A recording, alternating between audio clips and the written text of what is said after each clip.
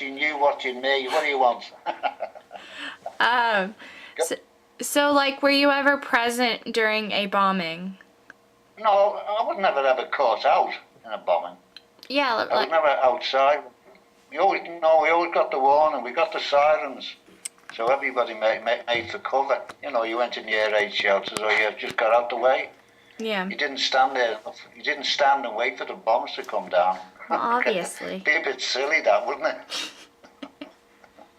I used to have all your bikes, your bikes and your cars and that. You used to have little shades over the lights. Mm-hmm. So that they wouldn't show too much. And you used to have air raid buttons come round, and if you had your curtains open and there's a little tiny bit of light showing, you'd knock on the window and tell you to draw the curtains. And they used to shout out, cover that light. So if they seen a light anywhere, that's all he'd shout, cover that light, and you'd have to draw the curtain over. Yeah. And all the glass windows used to always have tape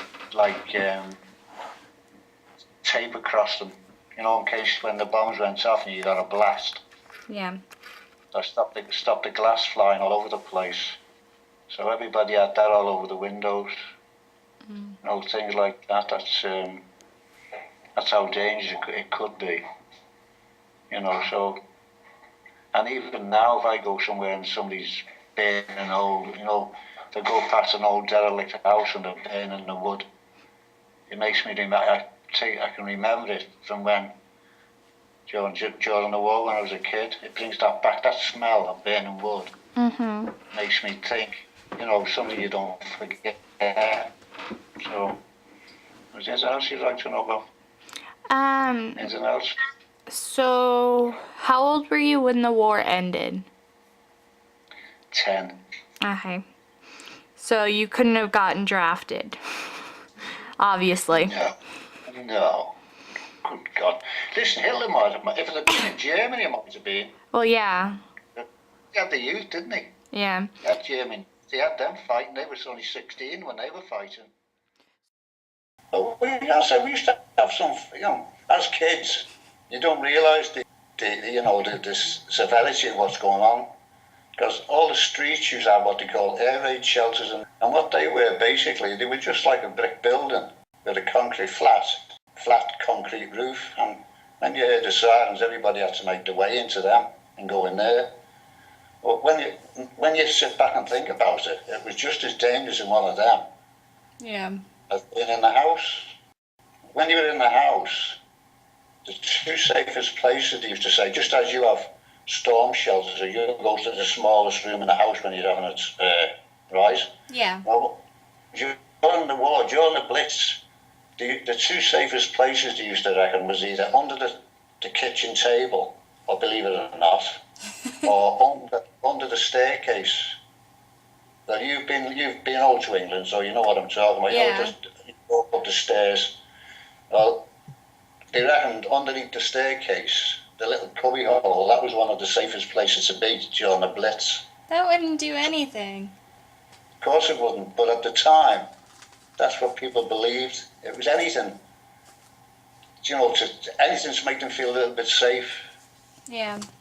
I'll give you a little instance what happened in our family. We heard this is the truth, this is the God's honest truth. We heard the planes coming over, and I'm saying to my dad, we put the kids we take them and we get under the stairs. And my dad said, no, we'll leave them in bed, they'll be all right. We'll put them up to bed, they'll be okay. Because everybody had that feeling, it won't happen to me. It's never going to happen to me, you know what I mean? Yeah. Anyway, my mum won. So we stayed downstairs and we got underneath the staircase, right? Mm-hmm.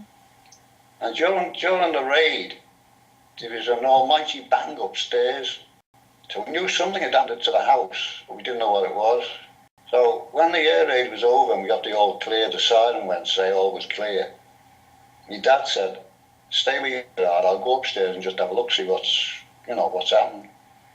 And what had happened, a big paving flag. Now what they paved the I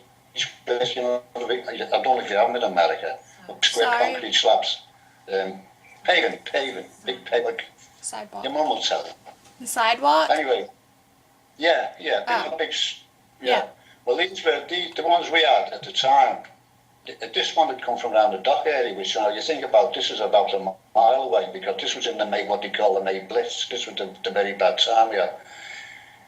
This thing must have been about 3 foot by 3 foot, as I can remember, and very thick. And what it done, it'd come right through the roof of the house, the back room where we were sleeping, and landed on the bed, flattened the bed, and the bed was basically starting to come through the ceiling. So if I'd have been in bed with my brothers, because in them days we used to call, it's an old head and tail. Have you ever heard that saying? Yeah. Wait. For instance, Brian, Peter wasn't born then, so there was 3 of us in the bed. What we used to do is what they call head and tail, which means you'd have 3 in the bed, and one would be lying one way, one would be lying the other way, and one would be lying the other way. Do you understand what I mean? So Sort of. head and tail. No, if you put, say, Yeah, like feet. say, so take the 2 that way, Yeah. and there'd be one that's head and tail. So the 3 would have been in bed, we'd have been dead. We'd have been killed otherwise. That's how close we were to it.